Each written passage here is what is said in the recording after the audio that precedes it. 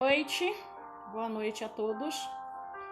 Graça, que a graça, a paz do nosso Senhor Jesus Cristo seja com a sua vida e com a vida de todos aqueles que vos cercam.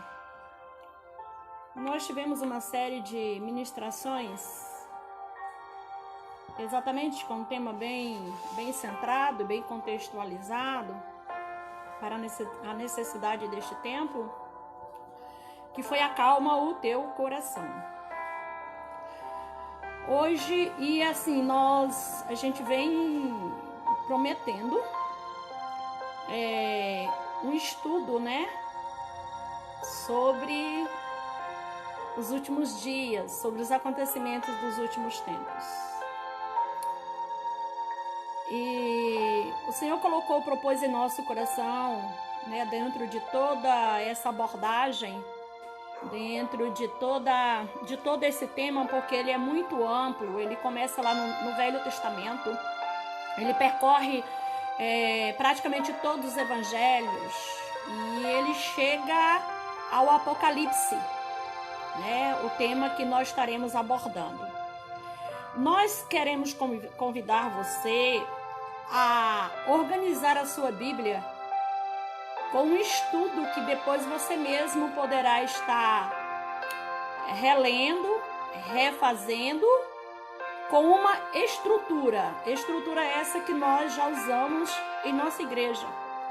Então seria muito bom se você pudesse, nós queremos fazer ministrações, estudos como esse, doravante, quando nada 2 vezes por semana. Então nós estaremos orientando você em como montar na sua Bíblia estudos bíblicos com temas específicos. Para isso você precisa ter a sua Bíblia em mãos, e uma caneta, ou um lápis de cor, um giz de cera, ou um lápis, A caneta ou lápis é para você poder anotar o texto, posterior, que faça menção ao texto atual sendo estudado. Então nós vamos percorrer lá em Malaquias, nós vamos percorrer Isaías, nós vamos percorrer Zacarias, nós vamos caminhar pela palavra de Deus, nós vamos passear pela palavra de Deus num contexto bem amplo, aquilo que nós conseguirmos alcançar, nós estaremos alcançando. Então aí nós caminharemos por Mateus, Marcos, Lucas, algumas poucas citações no Evangelho de João. Aí nós vamos lá para Romanos, nós vamos lá para 1 Coríntios, nós vamos lá para Gálatas, nós vamos lá para 1 Tessalonicenses. E são muitos textos. E às vezes a gente termina, um estudo bíblico, principalmente com um grupo, de PGM. Nossa igreja trabalha com a visão de igreja multiplicadora. E aí nós ficamos perdidos no tempo, porque algumas coisas foram ditas, foram faladas, às vezes até damos algumas folhas anotadas, mas é que com o passar do tempo aquilo se perde. Já você fazendo anotações em sua Bíblia, com referências, àquele tema, você não vai perder nunca. Em todo momento você vai abrir a sua Bíblia e você vai saber, onde encontrar aquilo que você precisa. E nós queremos chamar a sua atenção. Hoje nós vamos começar com o Evangelho de Mateus, capítulo 24. É um texto longo, bem extenso. E bem em cima, na minha Bíblia, está assim: o sermão profético, o princípio das dores. Então, sempre que começa um capítulo da Bíblia, acima daquela numeração que vem sempre em negrito, num tamanho em destaque, há um tema, e que depois vem com subtemas. Então, se você quiser fazer o acompanhamento desse estudo e quiser ter algo mais completo na sua Bíblia, marcado, com orientações e citações bíblicas, você vai colocar aí em cima do Evangelho de Mateus, capítulo 24, você vai colocar aí 1 Tessalonicenses 4. Você vai anotar aí na sua Bíblia, ok? Então, todas as vezes que nós tivermos um estudo como esse, nós vamos trazer para você, né, um texto para poder você anotar. Porque quando você abrir em Mateus capítulo 24, você já vai ver lá 1 Tessalonicenses 4, versículo 13. Então você sabe que naquela passagem bíblica também está se referindo sobre isso que está aqui em Mateus capítulo 24, ok?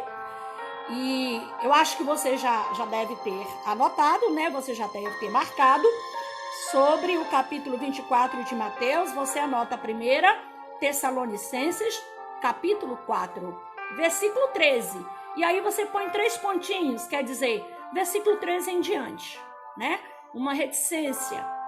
Então você vai fazer isso, nós vamos fazer isso. Nós vamos organizar um estudo bíblico sobre os acontecimentos dos últimos tempos em nossa Bíblia.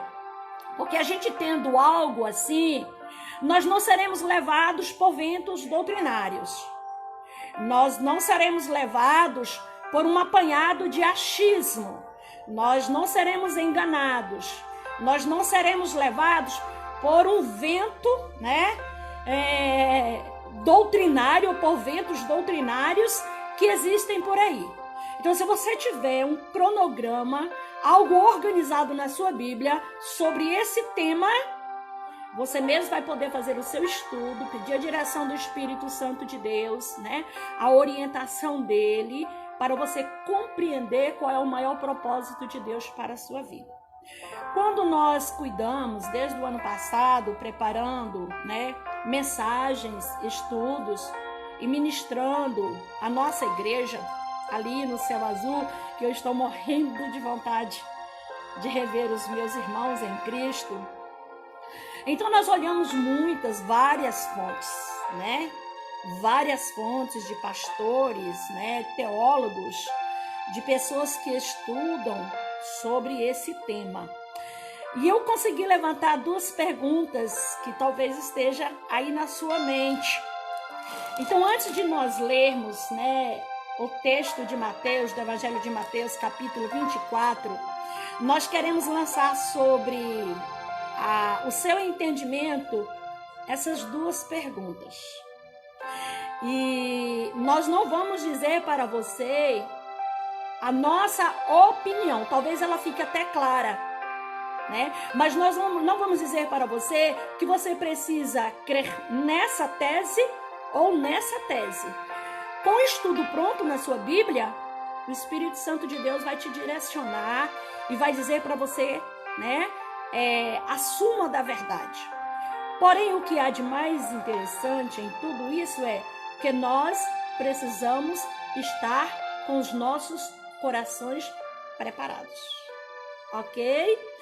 E a primeira pergunta que nós vamos lançar para você é: será que haverá uma segunda chance? O que você acha? Será que acontecerá o arrebatamento e depois haverá aquele tempo, né, de uma grande perseguição, depois do arrebatamento, em que os filhos de cristãos, aqueles que moraram perto de um templo, né, aqueles que de alguma forma ouviram falar do Evangelho, mesmo debaixo de uma grande perseguição, será que vai ter esse tempo para eles se arrependerem? Eu não vou lhe dar a resposta.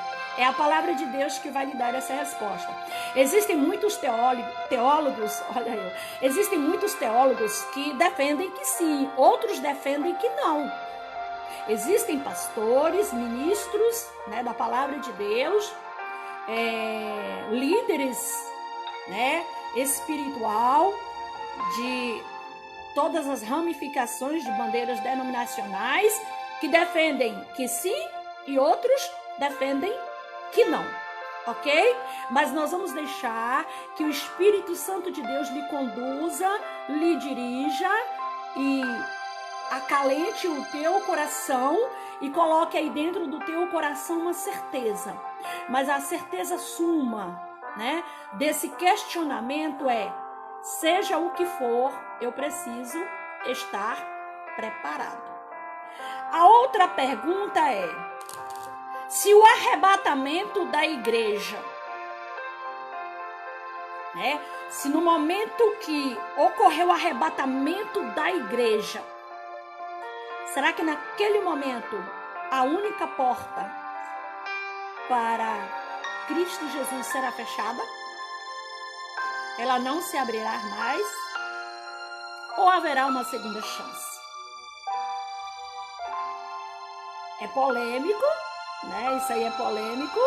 Não há, assim, uma definição X, mas tem a suma de que, seja como for, nós precisamos estar prontos e preparados. Amém? Nós queremos também, nesta introdução, salientar aqui para você as 7 palavras proféticas acerca deste tempo.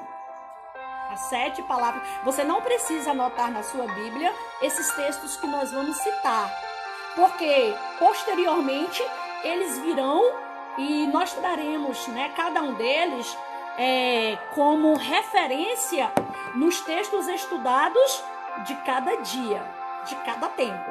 Hoje nós trouxemos para você anotar 1 Tessalonicenses 4:13, aí na sua Bíblia, em cima do capítulo do texto do capítulo 24 de Mateus, ok?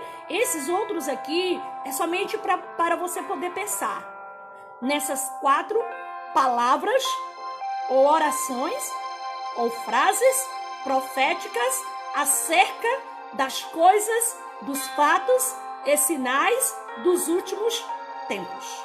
A missionária, você não vai orar agora? Não, nós vamos orar hoje no final, ok? Então a primeira palavra, oração profética é: surgirão falsos profetas. Surgirão falsos profetas. E essa primeira palavra profética acerca das coisas que acontecerão, nos preparando para os últimos tempos, ou seja, essas coisas não aconteceriam somente nos últimos tempos, mas seria um caminho nos preparando para os eventos dos últimos tempos. Marcos 13, a partir do versículo 6 em diante. É a primeira, né, a síntese da primeira palavra profética. É lógico que ela está em outros textos, mas nós enumeramos assim, ok? 7 palavras proféticas, nós trouxemos aqui uma, né? A primeira para nós: surgirão falsos profetas. Isso é definido. Não há discussão sobre esse assunto, ok? É certo. Já aconteceu e continua acontecendo. A segunda palavra profética acerca desse assunto é: haverá guerras, rumores de guerras, fome, terremotos, desastres e muitos desastres naturais. E essa segunda palavra profética também está lá em Marcos 13, porém, no versículo 7. Está embutido na palavra profética, na primeira palavra profética acerca das coisas dos últimos tempos. É uma palavra profética porque está falando daquilo que iria acontecer, ok? Daquilo que viria a ocorrer, a acontecer, como sinais para nos preparar para este momento. A terceira palavra profética acerca, né, dos sinais que marcariam a volta de Jesus, cristãos estariam sobre uma grande perseguição, cristãos seriam odiados, cristãos seriam mortos, e o evangelho de Deus estaria sendo pregado pelos 4 cantos da terra. Também Marcos 13, pontualmente a partir do versículo 9. A quarta palavra profética, aí só um parênteses aqui, aí nós vamos dizer, missionária, isso aí tudo já acontecia. Quando Jesus veio a este mundo, já havia pessoas que se intitulavam o Messias. Já havia. Depois que Jesus morreu, foi sepultado e ressuscitou, continuou ocorrendo. Mas estes são sinais nos preparando para a volta do Filho de Deus. Então, o quarto sinal, agora aqui há uma observação que merece destaque. Aumento na perversidade deste mundo, aumento da iniquidade neste mundo, que afastarão até aqueles que um dia serviram a Deus. Porém, isto não vai nos justificar diante de Deus. Isto não nos justificará diante de Deus. Eu estou na igreja ali, Batista do Céu Azul, e a missionária começa a barganhar a salvação por dinheiro, por boas obras, pelo título da igreja. E aí você se escandaliza com aquilo, sai da igreja e vai para o mundo. No juízo final, você não tem condição nenhuma de se justificar diante de Deus por causa dos meus erros. Ok? Não há justificativa, mas isso vai acontecer. Isso já está acontecendo e acontecerá de uma forma muito mais dinâmica e mais acentuada. E sobre essa quarta palavra profética, você vai encontrar lá em Mateus capítulo 27, pontualmente ali pelo versículo 12. A multiplicação, né, da iniquidade, o esfriamento daqueles que um dia serviram ao Senhor. Você está lá numa igreja evangélica, uma igreja cristã, e o pastor prega alguma coisa que talvez caiu, pegou no teu calo, machucou o teu calo e sangrou muito. Aí você diz, eu não vou mais naquela igreja, porque o pastor só sabe me acusar. E na maioria das vezes ele nem sabia, ele nem te conhecia, ele não tinha conhecimento dos seus problemas. E aí você deixa de ir para a igreja. E aí você mergulha no pecado, mergulha no mundo, e aí se lameia, Jesus volta, e no dia do juízo final, naquele momento que é jogado ali um telão diante de nós, isso na nossa linguagem, para a nossa compreensão e nosso entendimento. Então eu começo a dizer, olha Senhor, eu não te servi mais, eu não te busquei mais, eu te abandonei, porque um dia eu fui em tal lugar, e eu vi tal coisa, entendeu? E aí eu me escandalizei, e eu não voltei mais. Isso aí não me servirá para nada. Para nada.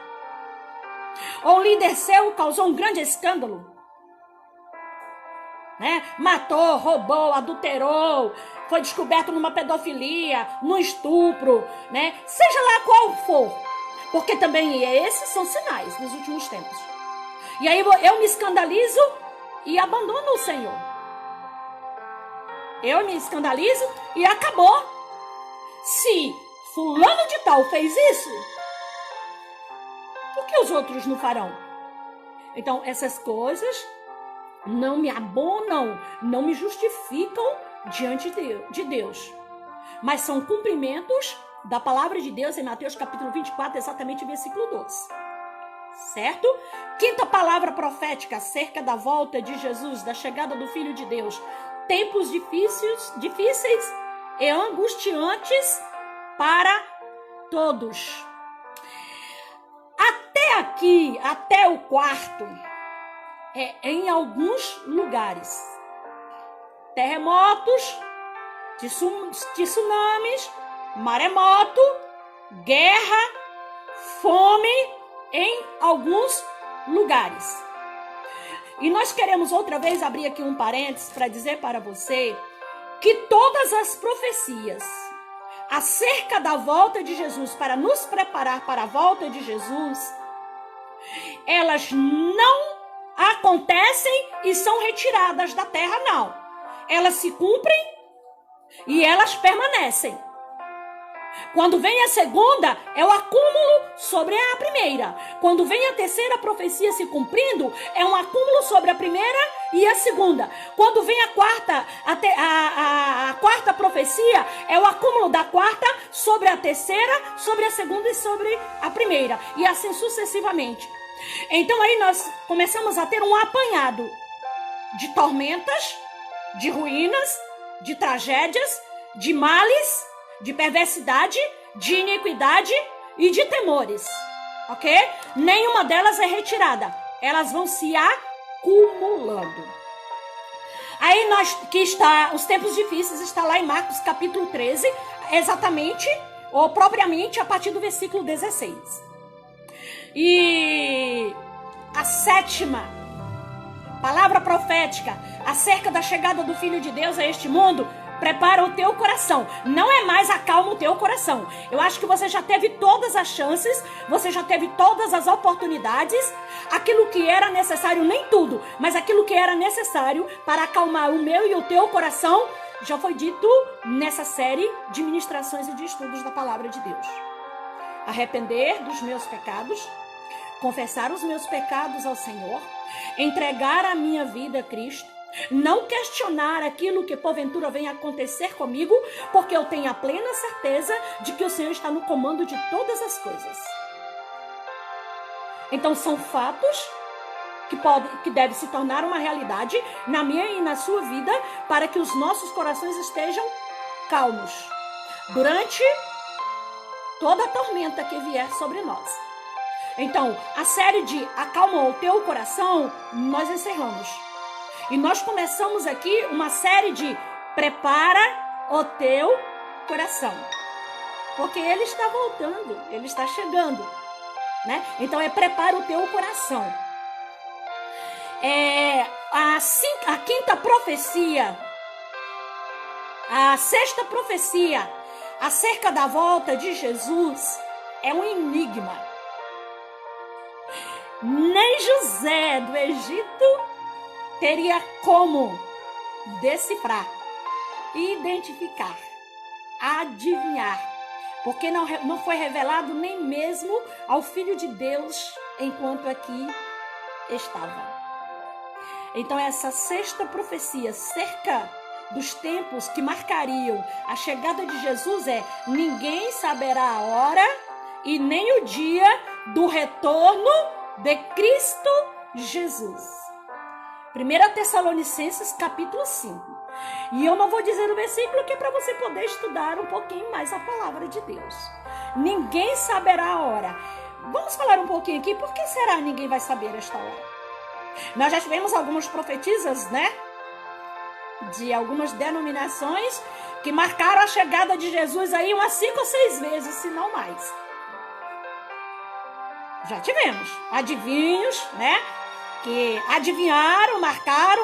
Nós tivemos um período na história nossa que gente cavou túnel, gente foi para as cavernas, pessoas compraram toneladas de grãos, estocaram carne, né? Carne de sol, e foram se esconder em cavernas, porque naquela data X, marcada por aquela profetisa, aquela profetada, né?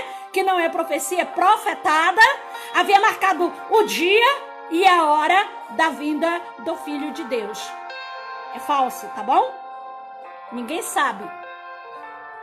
Jesus chega a dizer que nem ele mesmo sabia, enquanto aqui estava conosco. Então ninguém sabe. Então essa é a sexta profecia acerca dos tempos e da chegada do Filho de Deus, da volta do Filho de Deus a este universo.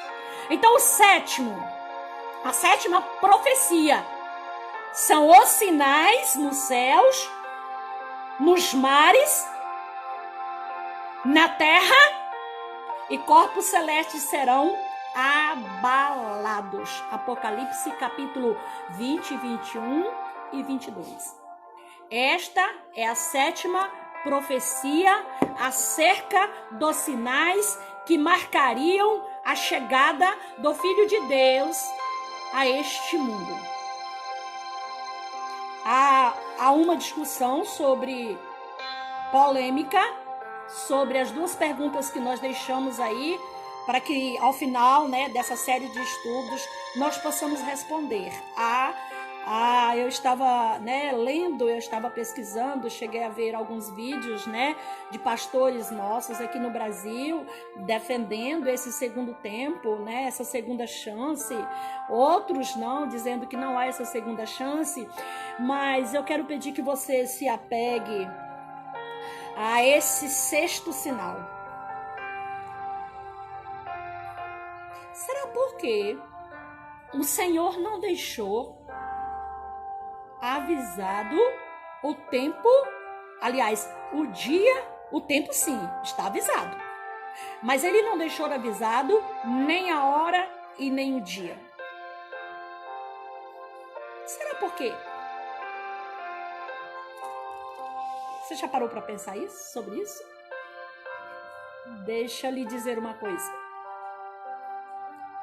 Se Jesus tivesse revelado, se o Pai houvesse revelado ao Filho essa hora e esse dia, para que teria servido toda a dor, toda a vergonha, toda a humilhação do Filho de Deus sobre a cruz do Calvário? Para que serviria, todo um contexto bíblico? Perseverar até o fim. Entrega o teu caminho ao Senhor, confia nele, porque ele tudo fará. Viva na dependência do Senhor. Arrependei-vos, porque é chegado a hora. Então essas palavras, elas não teriam sentido se Deus houvesse revelado ao Filho e ele houvesse revelado a nós. Quando nós chegamos lá em Apocalipse, que João tem aquela grande revelação e que ele vê tudo, ele consegue contemplar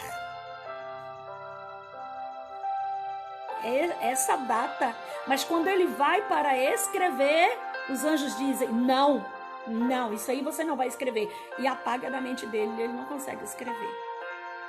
Sabe por quê? Porque nós precisamos estar preparados. Nós não podemos ser cristãos de fachada. Nós não podemos ser cristãos temporários. Nós não podemos ser cristãos de um tempo só. Depende do tempo. Choveu, eu não saio. O sol está quente, passo um hidratante, um protetor solar e eu saio. Se o tempo está de mormaço, dá para eu poder sair. Então, se as coisas estão todas muito bem, para que eu servir a Deus? Para que eu abominar? Para que eu abandonar? Para que eu dizer não ao pecado? Eu posso me lamear na sarjeta do pecado. Eu posso beber todas, eu posso beber até cair, eu posso cair e beber, eu posso, devagar pelo mundo da escuridão. Porque eu sei a hora e o dia que Jesus voltará. Eu sei. Então, muitos fatos na Bíblia perderiam seu sentido. Agora, para pensar na perspectiva daqueles que defendem uma segunda chance. Para pensar na perspectiva desse texto. Jesus vem, busca a sua igreja, leva embora os remidos. E eu vou ficar aqui por um tempo, vou sofrer uma grande perseguição. Mas aí eu sei que não haverá uma outra chance. Então, eu vou ficar esperando. Tem lógica? Vamos ver com a palavra. E aqueles que viveram o tempo todo de sofrimento, de angústia, de renúncia, de dor, de perseguição, de calúnia, de bullying. Aqueles que morreram por amor a Cristo. Aqueles que foram decepados, decapitados, amputados, jogados nas arenas de bichos ferozes. Teria valido o quê? Se eu posso viver do jeito que eu quiser, porque eu sei que Jesus, quando vier, vai levar aqueles que viveram com ele, mas vai me dar uma segunda chance. Então, pare e pensa na perspectiva desse texto, dessa passagem de que ninguém sabe. Por enquanto, ainda é muito raso para nós tirarmos conclusões. Mas a gente vai estar deixando de vez em quando um questionamento para você poder pensar acerca do tema. Ok? E um dos questionamentos, já lançamos 2, um dos questionamentos é esse. À luz das Sagradas Escrituras, exatamente Temos outros textos que falam sobre isso, né? O próprio Jesus falando.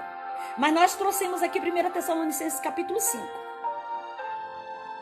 Então, na perspectiva desse texto, o que você acha? Ok.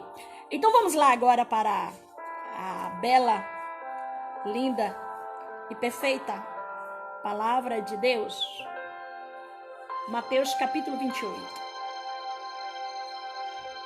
Existem algumas coisas aqui nesse texto, alguns fatos, que humanamente falando é inviável acontecer.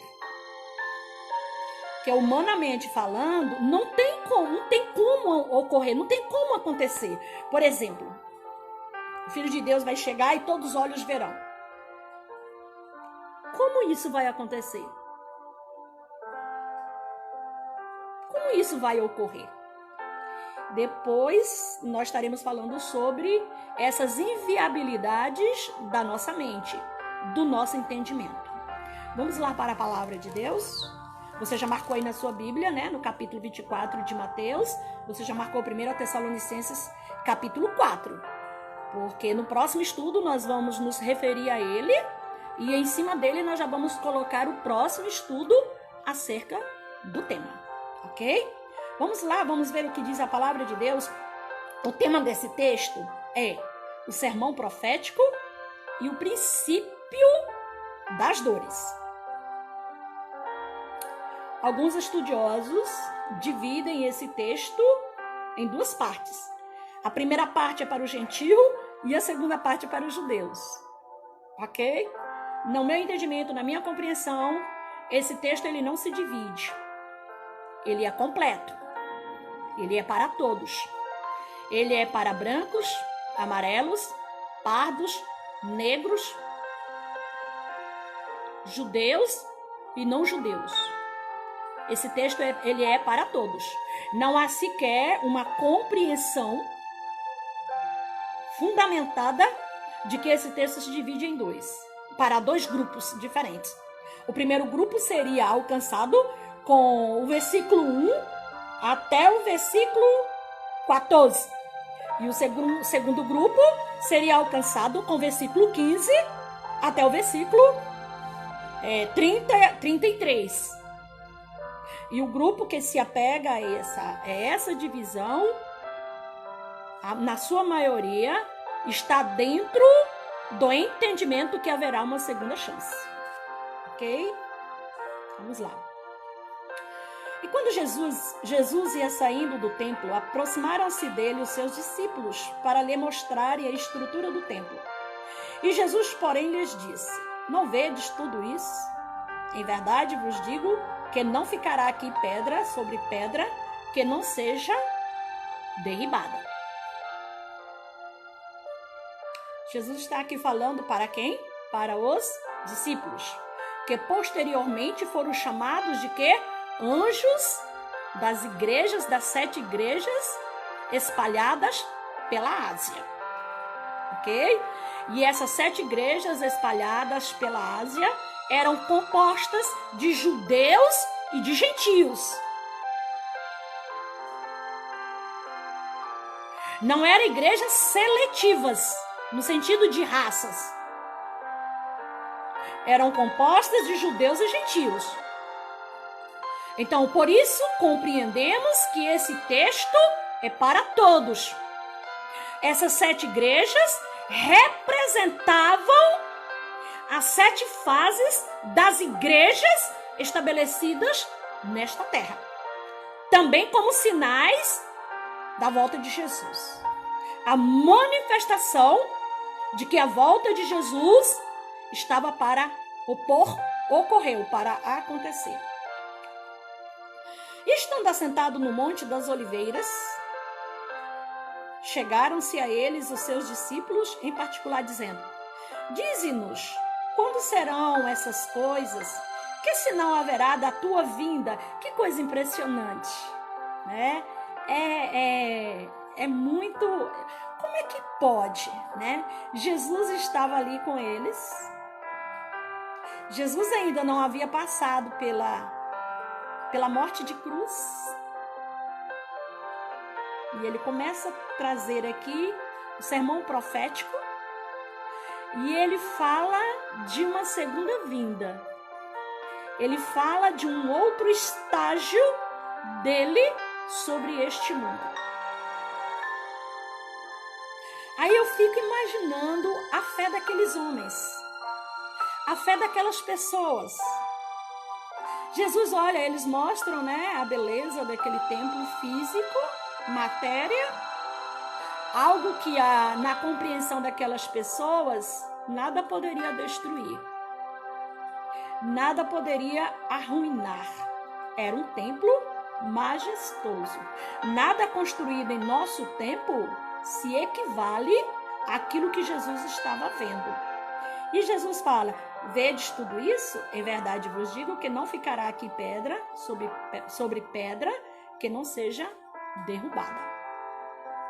Jesus só disse isso, ficou na mente dos discípulos e eles ficaram encucados, eles ficaram preocupados, eles ficaram pensativos. E então eles se dirigem para Jesus e perguntam, né, quando estavam ali no Monte das Oliveiras: dize-nos quando serão essas coisas, e que sinais haverá da tua vinda e do fim do mundo? E Jesus respondendo, disse-lhes: tenham calma, ou seja, acautelai-vos, né? Tenham paciência, não fiquem agoniados, acalma o teu coração, porque o que vem depois é para preparar o teu coração. Então, acautelai-vos, que ninguém vos engane. Porque muitos virão em meu nome dizendo: eu sou Cristo, e enganarão a muitos.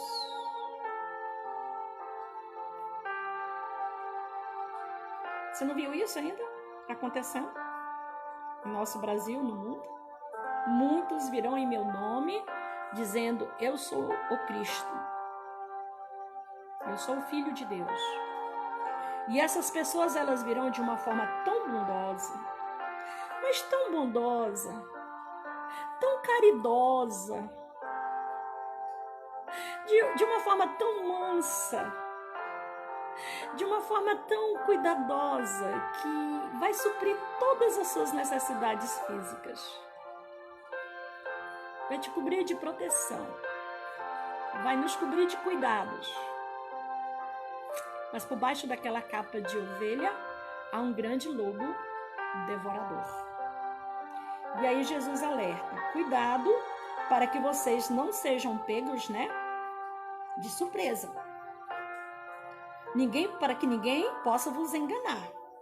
Porque muitos virão em meu nome dizendo: eu sou Cristo, enganarão a muitos. E então vocês vão ouvir. Aqui é interessante, Jesus não fala aqui que isso vai acontecer no mundo todo. Jesus não diz: olha, no mundo todo vai ocorrer isso. Não. Jesus diz assim: e ouvireis de guerra e de rumores de guerras. Vocês vão ouvir, vai acontecer em muitos lugares. Olhai, não vos assusteis, porque é mistério, ou seja, é necessário que isso tudo aconteça, mas ainda não é o fim.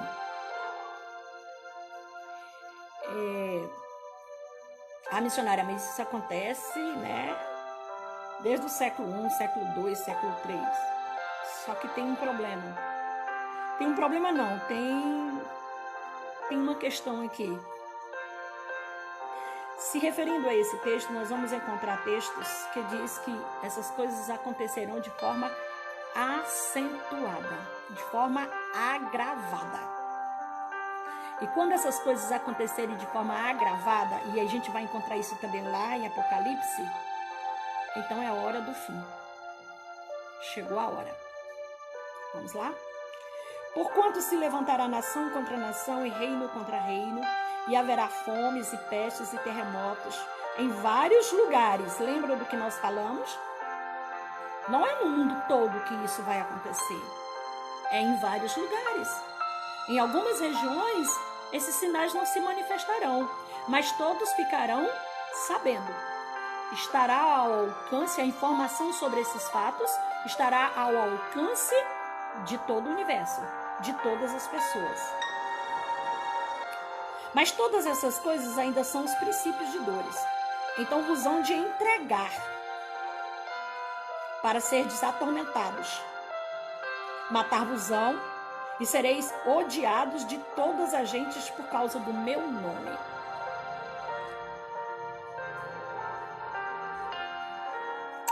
Eu conheço uma família, não vou citar não, que aqui na nossa região, quando o evangelho chegou, eu digo aqui, a nossa região, a divisa aqui, sul do Pará, sul do Maranhão, o extremo da nossa região, as divisas, por um casal de missionários, né, que hoje estão na glória, que trouxeram o evangelho de Cristo Jesus a essa região nossa. Uma das missionárias, um dia, em cima de algo parecido com um caminhão, sabe aquela estrutura antigamente chamada fenemê? E então tentaram dirigir um culto em cima de um carro daquele. E aquelas pessoas foram ali apedrejadas. Literalmente apedrejadas. E uma dessas missionárias nossa teve a sua cabeça perfurada por uma pedrada.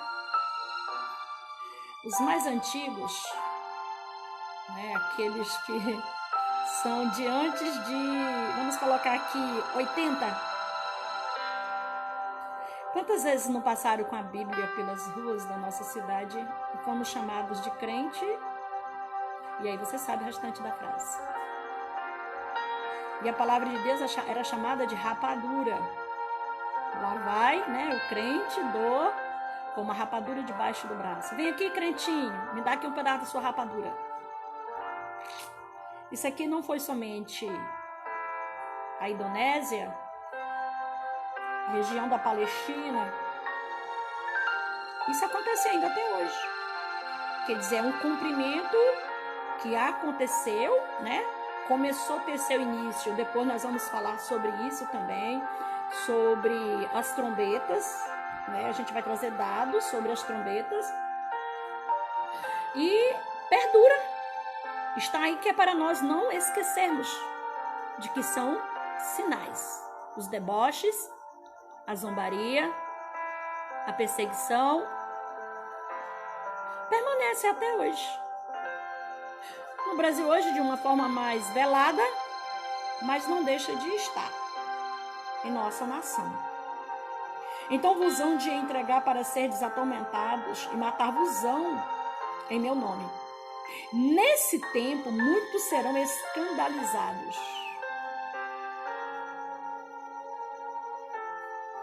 Aqui não está falando nesse tempo, deixa eu pegar bem aqui. Aqui não está falando no tempo da perseguição, mas nesse tempo de sinais da chegada, da vinda do Filho de Deus. Quando entrarmos neste período, a palavra estava dizendo assim, quando nós entrarmos nesse período, muitos serão escandalizados. Muitos serão escandalizados. Você acha que isso já está acontecendo?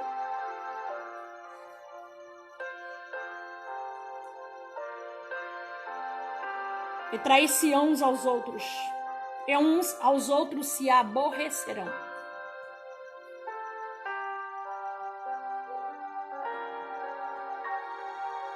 E surgirão muitos, aí vem um agravo, né? Aí fica de uma forma mais acentuada. Aí vem um acréscimo. Aí a situação é agravada. Não são somente falsos profetas. Mas aí aqui no versículo 11 já diz, e surgirão muitos falsos profetas. Eles se misturarão aos verdadeiros. E aí vão dar profetada à torta e à direita. É profetada mesmo de se encabular. Sempre nós dizemos para a nossa igreja, você quer conhecer um verdadeiro cristão, um verdadeiro líder, um verdadeiro profeta, como você queira chamar, um verdadeiro pastor, uma verdadeira missionária, um verdadeiro missionário, uma verdadeira pastora, olha para a família deles. Olhe para a minha família, olhe para as nossas famílias. Olha para a nossa vida, olha para a vida do líder. Mas não é a vida do líder lá no púlpito da tua igreja. É a vida do líder na intimidade da casa, na intimidade da família, no lar.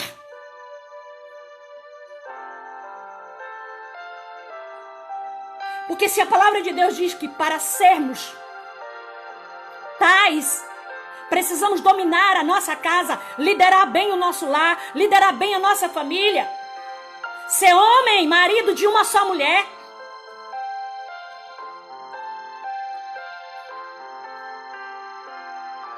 A missionária, essa parte bem aqui, ó, marido só de uma mulher, vamos arrancar daqui da Bíblia, vamos jogar fora isso aqui, vamos, porque hoje ninguém consegue liderar bem a sua casa. Então tem alguma coisa errada.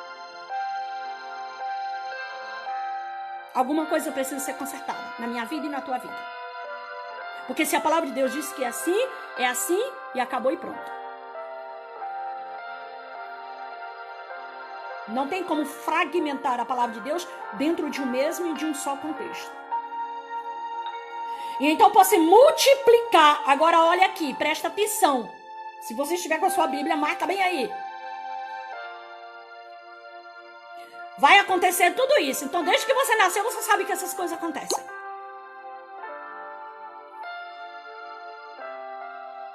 Desde você sabe que essas coisas acontecem. Desde que você nasceu, seus pais já falavam desses sinais. Seus avós, que eram cristãos, já falavam desses sinais. Já contavam história de perseguição. Já contavam história de maremoto. Já contavam história de tsunami. De grande tempestade, de ruínas. Já contava história de guerras. Mas aqui tem algo muito especial que nós precisamos atentar. É o que nós falamos na ministração de domingo. Detalhes na Bíblia sempre quer dizer algo especial. Detalhes na Bíblia é para nos chamar a atenção. É para nos fazer refletir. Então essa tese de que sempre aconteceu, ela cai por terra aqui agora. Exatamente agora ela cai por terra. Versículo 12. E por se multiplicar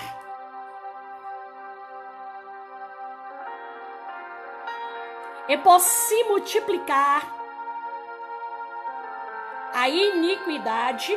O que é iniquidade? É a prática dolosa de pecados. É o acúmulo. Sem o arrependimento. Isto é iniquidade. É a prática contínua e dolosa de tudo que não presta em nossas vidas. Isto é iniquidade. Então a palavra de Deus, exatamente aqui no versículo 12 do capítulo 24 de Mateus, diz assim: por se multiplicar a iniquidade. Será que ela não se multiplicou em nossa terra, em nossa nação, no mundo e no universo? Você já tinha ouvido falar, quando eu ainda morava em Mato Grosso? Eu deveria ter aí uns 9 anos. Mais ou menos. Um pai violentou uma filha. E quando descobriu que ela estava grávida, a matou e suicidou. Lá em Arenápolis. Eu acho que eu deveria ter uns 8 ou 9 anos. Eu era tão pequena que minha mãe não deixou ir para poder ver. Ele matou a filha quando descobriu que a menina estava grávida, que a vizinha havia descoberto, subido no muro, percebeu a ausência da menina na escola, né? Caminhando pela rua, a menina tornou-se prisioneira dentro de casa. E quando ele descobriu, ele matou a menina e suicidou. Numa madrugada de muita chuva, lá na cidade onde nós morávamos. Isso é iniquidade. Mas um caso como esse era algo muito raro. Era algo muito difícil de acontecer. Era tanto que quando acontecia, nós ficávamos apavorados. Nós ficávamos em pânico. Era um horror. Todas as pessoas ficavam horrorizadas com aquilo. Mas hoje isso se tornou natural. As pessoas já não se comovem mais. A cidade já não se levanta mais contra aquilo. Já existe até quem defende o aborto. Existem comunidades que defendem o aborto. Existem comunidades que defendem a pedofilia. E já querem transferir esse mal infeliz em doença para que não haja punidade. Existem comunidades, grupos de pessoas que defendem o estupro. É um distúrbio mental. Então, se é um distúrbio mental, a pessoa precisa de tratamento. E não de uma condenação. Então, a iniquidade, ela vem se multiplicando. O que era o carnaval naquele tempo? Hoje o que é? Hoje é blasfêmia. É iniquidade. Sabe? É a prática do pecado de uma forma acentuada, promíscua, dolosa e contínua. Isso é iniquidade. Iniquidade não é eu tropeçar, cair e me levantar. Arrepender, confessar meus pecados ao Senhor, lutar por não voltar a praticar mais aquilo, aceitar a correção, aceitar o conselho de alguém que tem mais experiência do que eu, não me rebelar contra o meu líder espiritual, acatar a orientação dele, às vezes até a disciplina da igreja a qual eu faço parte. Não é isso. Iniquidade é amar o pecado, é ter prazer no pecado. Nós vimos há poucos dias, ou há poucos meses, uma mãe em Goiânia pegou uma filhinha de 2 anos, colocou sonífero na bebida do pai, no suco do pai, o homem dormiu, ela foi lá, pegou a criança, e o prazer dela foi colocar aquela criança sobre uma pia da cozinha, e bater a faca sobre a barriga daquela criança, a ponta da faca dobrou, não entrou, e então ela foi outra vez em uma região em que a carne era mais mole, não tinha tanto osso, e a faca entrou e perfurou, e ali ela sangrou a sua filha. Aí ela saiu dali e foi lá para ver se conseguia matar o marido. Foi quando ele despertou. O mal de uma forma acentuada, a iniquidade arraigado na natureza do ser humano, como se fosse algo normal.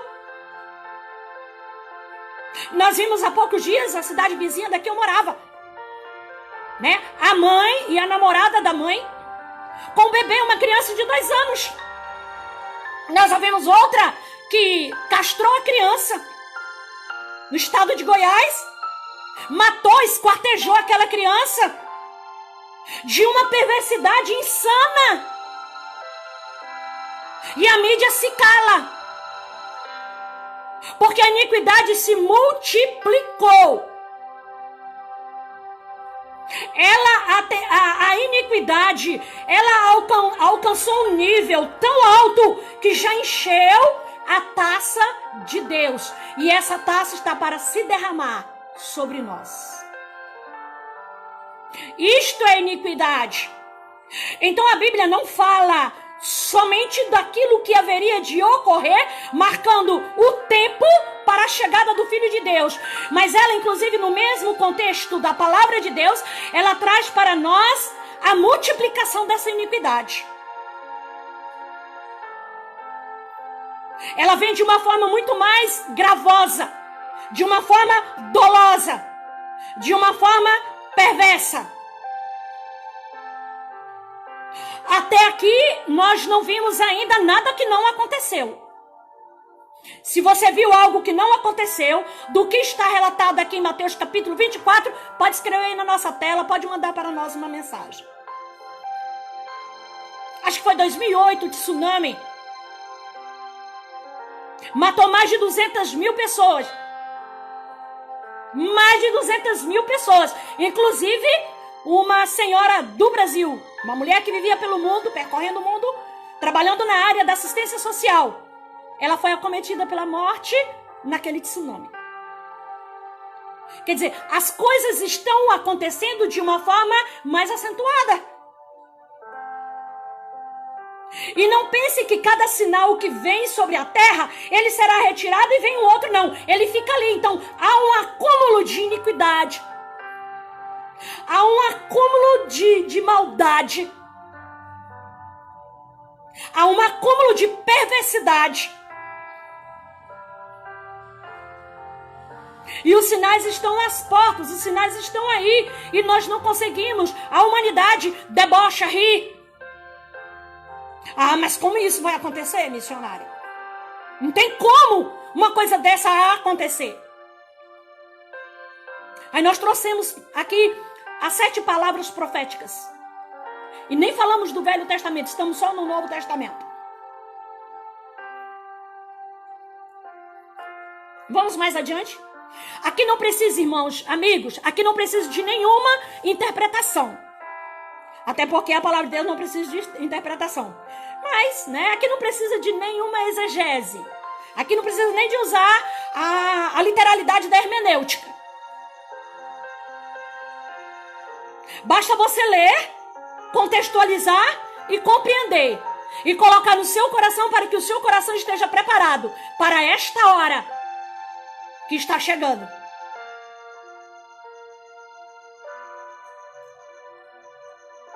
E por se multiplicar a iniquidade, o amor de muitos esfriará.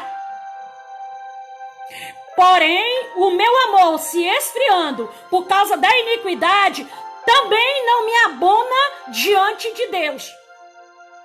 Porque eu conheço a palavra, você conhece a verdade, você conhece a palavra de Deus. E você sabe que só o sangue de Jesus derramado sobre as nossas vidas é capaz de nos purificar de todos os nossos pecados e dar a nós o direito da vida eterna em Cristo Jesus. E não o erro de um líder de uma igreja, e não o erro de um cristão, e não o erro de um pastor, e não o erro de um missionário, e não o erro de um líder religioso. Eles prestarão contas diante de Deus. Mas eu e você também haveremos de prestar.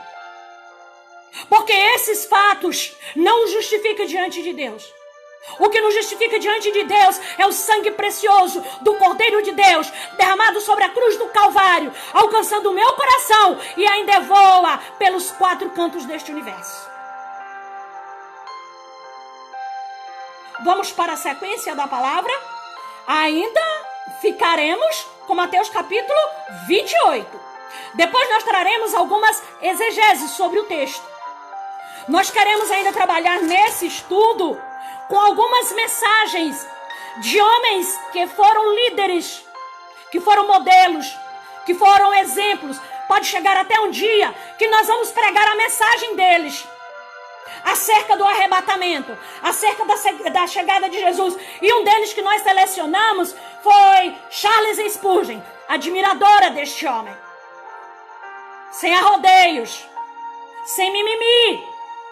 Ele verdadeiramente saiu da sua caixinha. Ele saiu do seu quadrado. E colocou a sua vida à disposição do Rei dos Reis, do Senhor dos Senhores. Nós estaremos também usando algumas mensagens de John Wesley, sem interpretação. Porque quem sou eu para interpretar a mensagem de homens como esses? Vai chegar o dia que nós traremos acerca do que tem sido dito. Também nós traremos mensagens de Jonathan Edwards. Ou Jonathan Edwards, como você queira pronunciar. Vamos chegar a este momento. para que nós possamos ter uma gama maior de conhecimento acerca da palavra de Deus, para que nós não sejamos confundidos.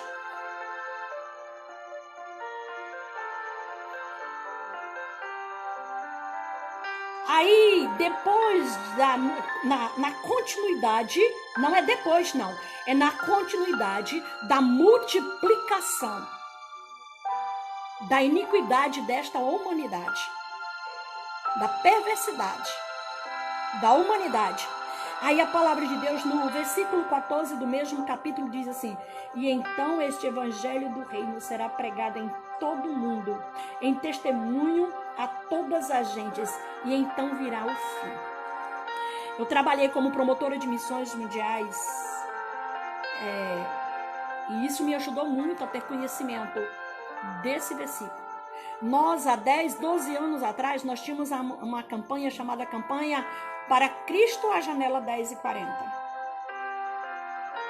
que compreende uma região do Japão, que vai do Japão, atravessa toda a Ásia, onde há o maior índice, e essa região, ela tem o formato de uma janela.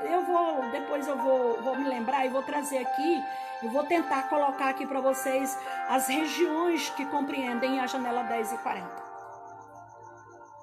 Essa janela 10:40, eu acho que há 12 anos atrás, ela era 100% ausente da palavra de Deus. Chega até a Índia. 100% ausente a palavra de Deus. E houve uma grande campanha no Brasil e algumas regiões do mundo cristão para que nós alcançássemos. Era a região que faltava para o evangelho chegar. E quando eu deixei de ser promotora de missões mundiais, nós já havíamos alcançado 40% dessa janela 10:40. Dessa região do mundo. Eu não sei hoje como está, mas eu acho que hoje o índice de alcance já é bem maior. Era o que faltava para Jesus chegar. Porque a iniquidade já se multiplicou. Todos os sinais contidos aqui, até então, já foram cumpridos. E estão em cumprimento. Mas eu acho que ainda há uma porcentagem dessa região. Eu acho que ainda há algumas tribos indígenas. Isso compreende a africana, porque também essa janela 10:40 compreende a África. 10,40 abaixo da linha do Equador. Era assim que nós falávamos. E essa região formava realmente uma janela. Foi uma campanha tremenda, uma campanha magnífica que foi feita no Brasil, e foram enviados dezenas e dezenas de missionários para essas regiões. Missionários iam como jogadores de futebol, missionários iam como professores, professor de matemática, professor de português, missionários iam para essas regiões como médico, como assistente social, e o Brasil exportando, o Brasil mandando missionários.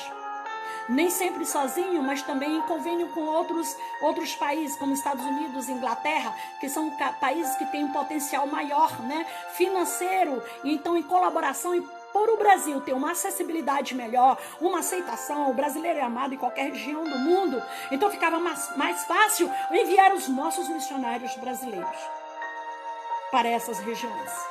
E eles foram para lá.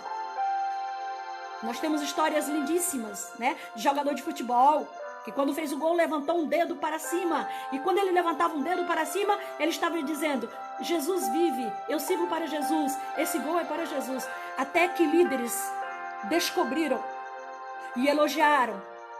Parece muito com a história de José. E aí aqui a palavra de Deus no versículo 14 diz: e este evangelho do reino será pregado em todo o mundo, em testemunho a todas as gentes, aleluia, glória a Deus, e então virá um fim. Prepara o teu coração. Em todos os cantos do mundo, e então virá o fim. E como será esse fim? Quais são os detalhes, quais são os fatos que estarão antecedendo esse fim? Quais são de verdade?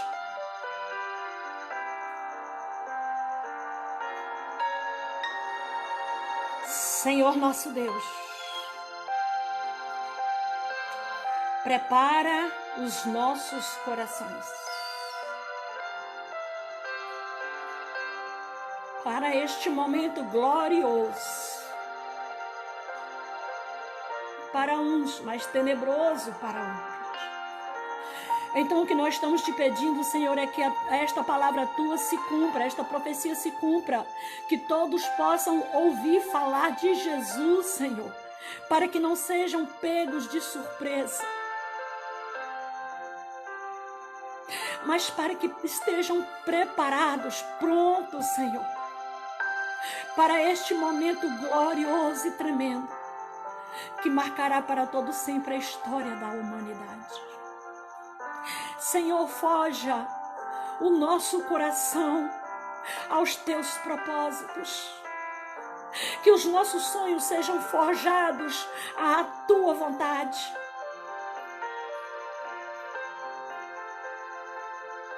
que a tua vontade seja a evidência maior em nossas vidas, que a tua vontade prevaleça sobre o nosso querer.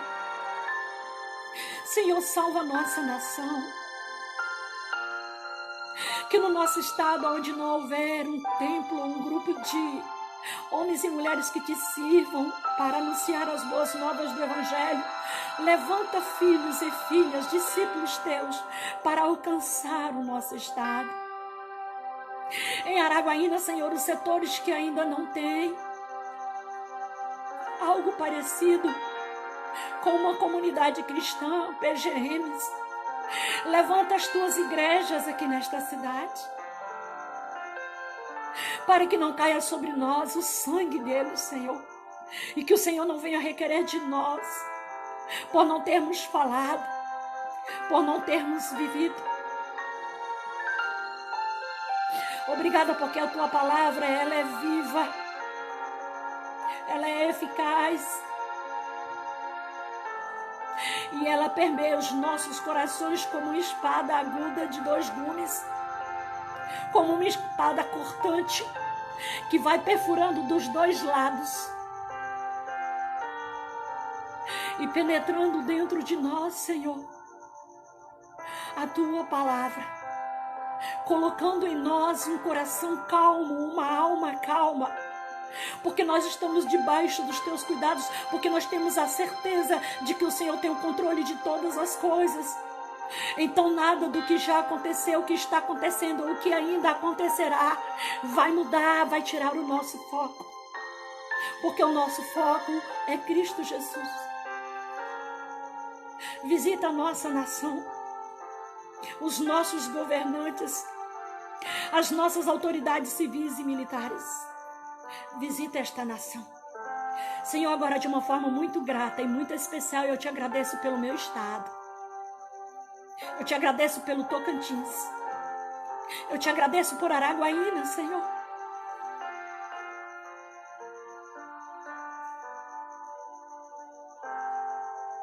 Porque o Senhor,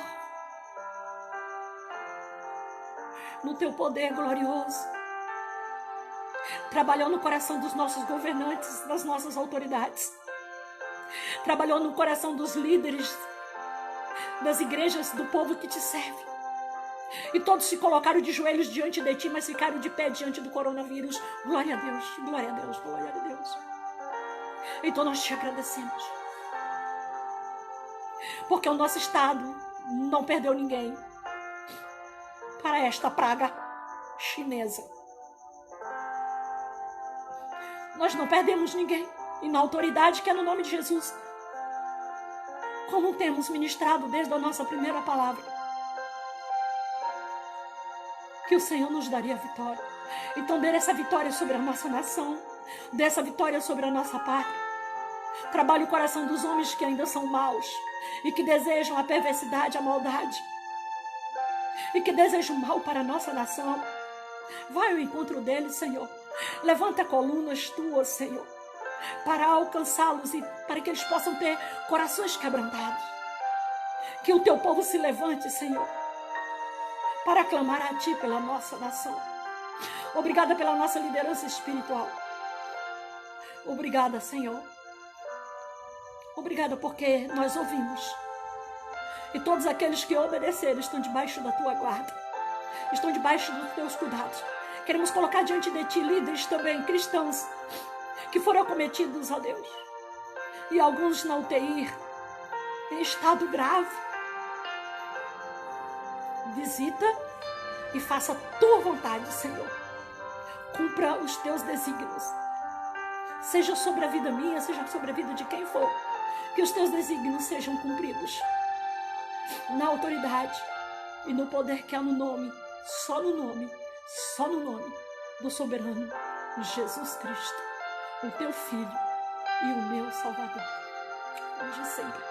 Amém. Amém. Hoje é terça-feira, então certamente nós estaremos falando na quinta-feira, ou sexta, eu acho que mais provável sexta-feira, sobre os sinais desses últimos tempos. E aí nós vamos trazer opiniões, inclusive manifestem mensagens, acho que do Spurgeon, pregador da palavra de Deus, homem de Deus. Eu gosto muito de ler tudo que vem dele, porque edifica, porque fortalece, porque nos ajuda e amplia o nosso entendimento acerca da palavra de Deus. Que Deus abençoe a todos. Obrigada, pastor Josimar. Obrigada, irmã Eliane, né? Obrigada a todos que estão aí nos ouvindo. Que o Senhor possa acalmar os nossos corações e agora nos preparar para este momento. Que Deus abençoe a todos em Cristo Jesus.